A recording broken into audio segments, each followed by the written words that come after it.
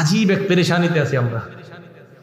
তো রাসূল আকরাম সাল্লাল্লাহু আলাইহি সাল্লাম বললেন, আল্লাহ এলেম উঠিয়ে নেবেন আলেমদেরকে উঠায় নেওয়ার মাধ্যমে। কিভাবে উঠায় নেবেন বলেন তো?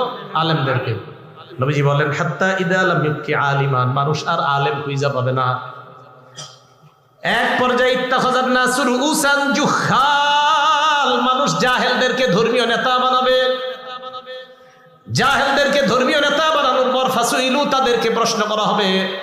প্রশ্ন করার পর ফাফতাউ বিগাইরি ইলমিন, বিদ্যা ছাড়াই ফতোয়া দিয়ে দিবে। ফাদল্লু আদল্লু, নিজেরাও পথভ্রষ্ট হবে, যাদেরকে ফতোয়া দিবে তাদেরকেও পথভ্রষ্ট বানাবে। আমি অবাক হয়ে যাই, বিভিন্ন জায়গায় আমাদের দেশেও সারা দুনিয়াতে এমন এমন কিছু মানুষ আছে যাদেরকে এই পর্যন্ত আমি জীবনেও দেখি নাই কোনো প্রশ্নে বলছে এটা আমার জানা নাই, সব জানে।